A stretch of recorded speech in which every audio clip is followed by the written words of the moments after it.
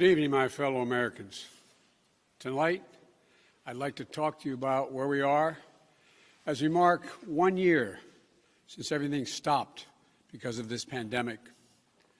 A year ago, we were hit with a virus that was met with silence and spread unchecked. Denials for days, weeks, then months. That led to more deaths, more infections, more stress, and more loneliness. Photos and videos from 2019 feel like they were taken in another era. The last vacation, the last birthday with friends, the last holiday with extended family. While it was different for everyone, we all lost something. A collective suffering, a collective sacrifice. A year filled with the loss of life and the loss of living for all of us. But in the loss, we saw how much there was to gain in appreciation, respect, and gratitude. Finding light in the darkness is a very American thing to do. In fact, it may be the most American thing we do. And that's what we've done. We've seen frontline and essential workers risking their lives, sometimes losing them, to save and help others. Researchers and scientists racing for a vaccine. And so many of you, as Hemingway wrote, being strong in all the broken places. I know it's been hard. I truly know. As I've told you before, I carry a card in my pocket with the number of Americans who have died from COVID to date. It's on the back of my schedule. As of now, total deaths in America, 527,726. That's more deaths than in World War I, World War II, the Vietnam War, and 9/11 combined. There were husbands, wives, sons and daughters, grandparents, friends, neighbors, young and old. They leave behind loved ones, unable to truly grieve or to heal, even to have a funeral. But I'm also thinking about everyone else who lost this past year to natural causes, by cruel fate of accident or other disease. They too died alone. They too leave behind loved ones who are hurting badly. You know, you've often heard me say before, I talk about the longest walk any parent can make is up a short flight of stairs to his child's bedroom to say, I'm sorry, but I lost my job. Can't be here anymore. Like my dad told me when he lost his job in Scranton. So many of you have had to make that same walk this past year. You lost your job. You closed your business. Facing eviction, homelessness, hunger, a loss of control, maybe worst of all, a loss of hope. Watching a generation of children who may be set back up to a year or more because they've not been in school because of their loss of learning. It's the details of life that matter the most. And we miss those details. The big details and the small moments. Weddings, birthdays, graduations. All the things that needed to happen, but didn't. The first date, the family reunions, the Sunday night rituals. It's all has exacted a terrible cost on the psyche of so many of us. For we are fundamentally a people who want to be with others, to talk, to laugh, to hug, to hold one another. But this virus has kept us apart. Grandparents haven't seen their children or grandchildren. Parents haven't seen their kids. Kids haven't seen their friends. The things we used to do that always filled us with joy have become things we couldn't do and broke our hearts. Too often, we've turned against one another. A mask, the easiest thing to do to save lives. Sometimes it divides us. States pitted against one another instead of working with each other. Vicious hate crimes against Asian Americans who've been attacked, harassed, blamed, and scapegoated. At this very moment, so many of them are fellow Americans. They're on the front lines of this pandemic trying to save lives. And still, they're forced to live in fear for their lives just walking down streets in America. It's wrong, it's un-American, and it must stop. Look, we know what we need to do to beat this virus. Tell the truth. Follow the scientists and the science. Work together. Put trust and faith in our government to fulfill its most important function, which is protecting the American people. No function more important. We need to remember the government isn't some foreign force in a distant capital. No, it's us, all of us, we the people. For you and I, that America thrives when we give our hearts, when we turn our hands to common purpose. And right now, my friends, we're doing just that.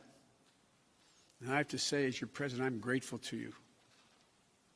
Last summer, I was in Philadelphia and I met a small business owner, a woman. I asked her, I said, what do you need most? I'll never forget what she said to me. She said, looking me in the eye, she said, I just want the truth. The truth. Just tell me the truth. Think of that. My fellow Americans, you're owed nothing less than the truth. And for all of you asking when things will get back to normal, here is the truth. The only way to get our lives back, to get our economy back on track, is to beat the virus. You've been hearing me say that for while I was running and the last 50 days I've been president. But this is one of the most complex operations we've ever undertaken as a nation in a long time. That's why I'm using every power I have as President of the United States to put us on a war footing to get the job done. Sounds like hyperbole, but I mean it, a war footing. And thank God we're making some real progress now. In my first full day in office, I outlined for you a comprehensive strategy to beat this pandemic. We've spent every day since attempting to carry it out. 2 months ago, this country didn't have nearly enough vaccine supply to vaccinate all or ever near all of the American public. But soon we will. We've been working with vaccine manufacturers, Pfizer, Moderna, Johnson & Johnson, to manufacture and purchase hundreds of millions of doses of these 3 safe, effective vaccines.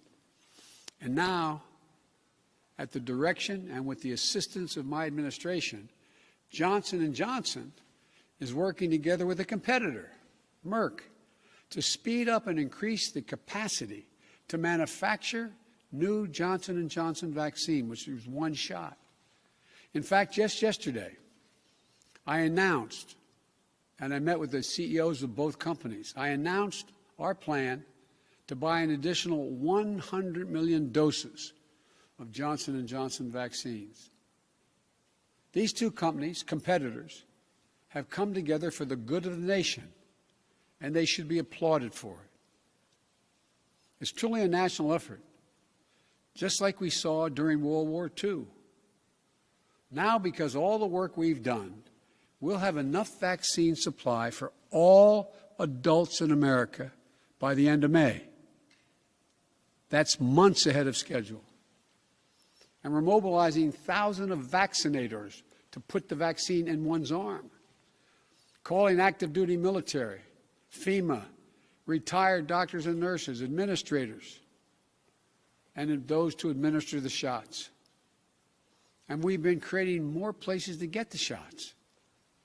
We've made it possible for you to get a vaccine at nearly any one of 10,000 pharmacies across the country, just like you get your flu shot. We're also working with governors and mayors in red states and blue states to set up and support nearly 600 federally supported vaccination centers that administers hundreds of thousands of shots per day. You can drive up to a stadium or a large parking lot, get your shot, never leave your car, and drive home in less than an hour. We've been sending vaccines to hundreds of community health centers all across America, located in underserved areas. And we've been deploying, and we will deploy more mobile vehicles and pop-up clinics to meet you where you live, so those who are least able to get the vaccine are able to get it. We continue to work on making at-home testing available.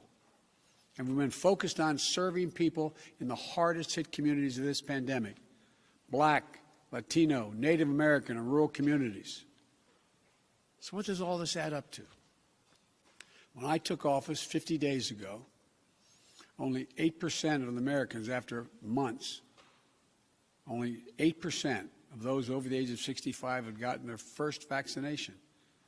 Today, that number is 65%. Just 14% of Americans over the age of 75 50 days ago had gotten their first shot. Today, that number is well over 70%. With new guidance from the Centers for Disease Control and Prevention, the CDC, that came out on Monday, it means simply this: millions and millions of grandparents who went months without being able to hug their grandkids can now do so. And the more people are fully vaccinated, the CD will continue to provide additional guidance on what you can do in the workplace, places of worship with your friends, as well as travel. When I came into office, you may recall, I set a goal that many of you said was kind of way over the top. I said I intended to get 100 million shots in people's arms in my first 100 days in office. Tonight, I can say we're not only going to meet that goal, we're going to beat that goal, because we're actually on track to reach this goal of 100 million shots in arms on my 60th day in office. No other country in the world has done this. None. And I want to talk about the next steps we're thinking about. First, tonight, I'm announcing that I will direct all states, tribes, and territories to make all adults, people 18 and over, eligible to be vaccinated no later than May 1. Let me say that again. All adult Americans will be eligible to get a vaccine no later than May 1. That's much earlier than expected. Well, let me be clear. That doesn't mean everyone's going to have that shot immediately, but it means you'll be able to get in line beginning May 1. Every adult will be eligible to get their shot. And to do this, we're going to go from 1 million shots a day that I promised in December, before I was sworn in, to beating our current pace of 2 million shots a day, outpacing the rest of the world. Secondly, at the time when every adult is eligible in May, we will launch, with our partners, new tools to make it easier for you to find the vaccine and where to get the shot, including a new website that will help you first find the place to get vaccinated and the one nearest you. No more searching day and night for an appointment for you and your loved ones.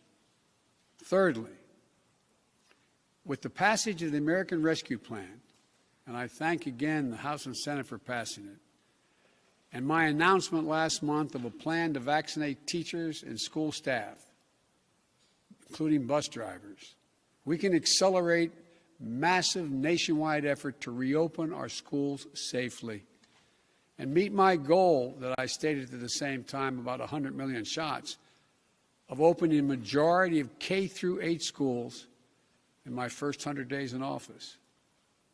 This is going to be the #1 priority of my new Secretary of Education, Miguel Cardona.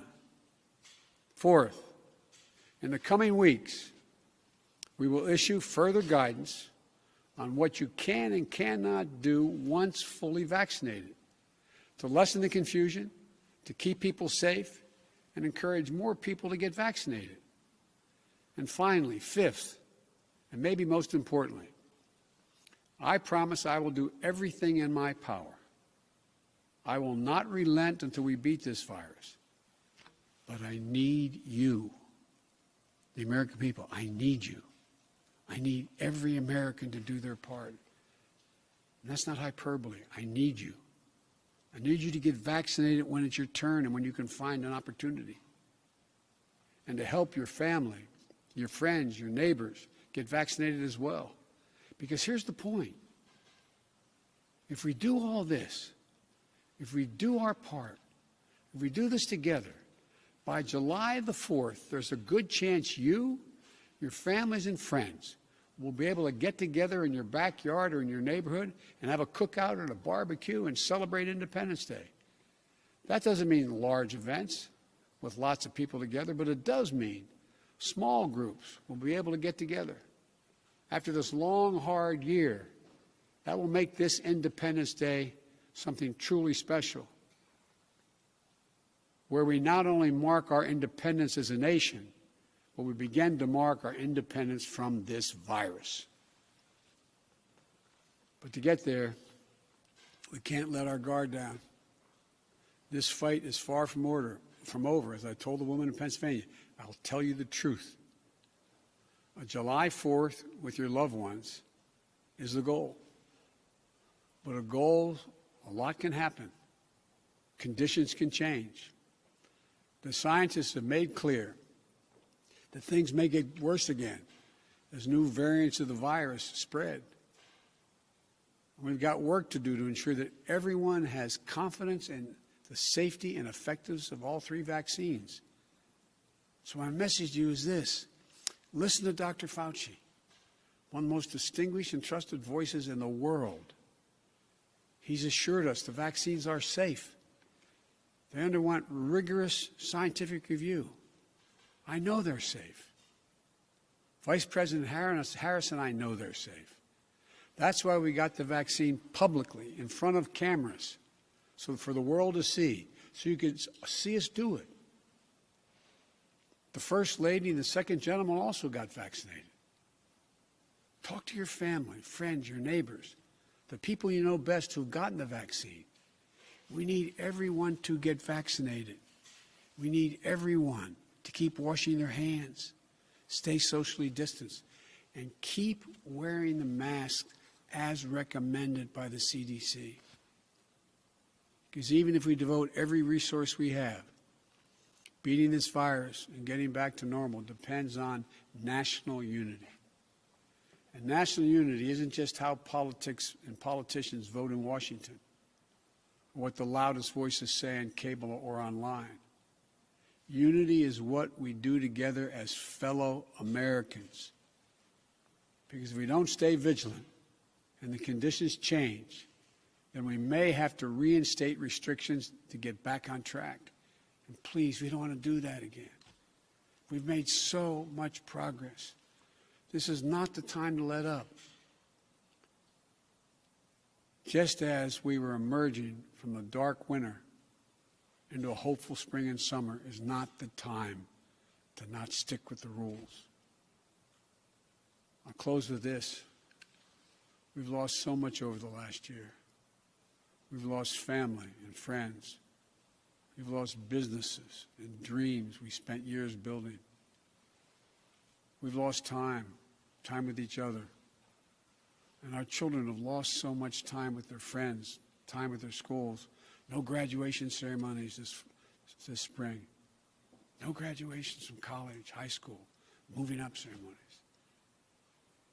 You know, and there's something else we lost. We lost faith in whether our government and our democracy can deliver on really hard things for the American people. But as I stand here tonight, we're proving once again something I've said time and time again, to probably tired of hearing me say it. I say it to foreign leaders and domestic alike. It's never, ever a good bet to bet against the American people. America is coming back. The development, manufacture, and distribution of vaccines in record time is a true miracle of science. It's one of the most extraordinary achievements any country has ever accomplished. And we also just saw the Perseverance rover land on Mars. Stunning images of our dreams that are now a reality. Another example of the extraordinary American ingenuity, commitment, and belief in science and one another. And today, I signed into law the American Rescue Plan, an historic piece of legislation that delivers immediate relief to millions of people, includes $1,400 in direct rescue checks, payments. That means a typical family of four earning about $110,000 will get checks for $5,600 deposited if they have direct deposit or in a check, a treasury check. It extends unemployment benefits. It helps small businesses. It lowers health care premiums for many. It provides food and nutrition, keeps families in their homes. And it will cut child poverty in this country in half, according to the experts. And it funds all the steps I've just described to beat the virus and create millions of jobs.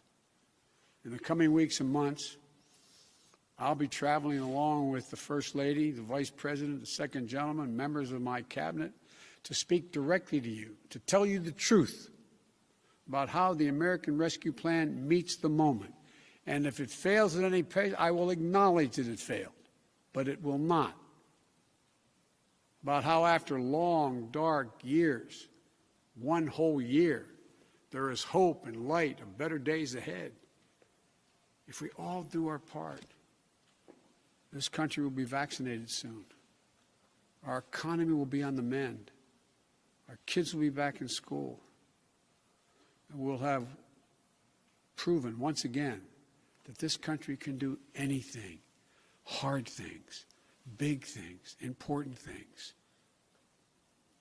Over a year ago, no one could have imagined what we were about to go through. But now, we're coming through it. And it's a shared experience that binds us together as a nation. We are bound together by the loss and the pain of the days that have gone by. We're also bound together by the hope and the possibilities of the days in front of us. My fervent prayer for our country is that after all we've been through, we'll come together as one people, one nation, one America. I believe we can and we will. We're seizing this moment, and history, I believe, will record. We faced and overcame one of the toughest and darkest periods in this nation's history, darkest we've ever known. I promise you, we'll come out stronger with a renewed faith in ourselves, a renewed commitment to one another, to our communities and to our country. This is the United States of America. And there's nothing, from the bottom of my heart I believe this, there's nothing we can't do when we do it together. So God bless you all. And please, God, give solace to all those people who lost someone. And may God protect our troops. Thank you for taking the time to listen. I look forward to seeing you.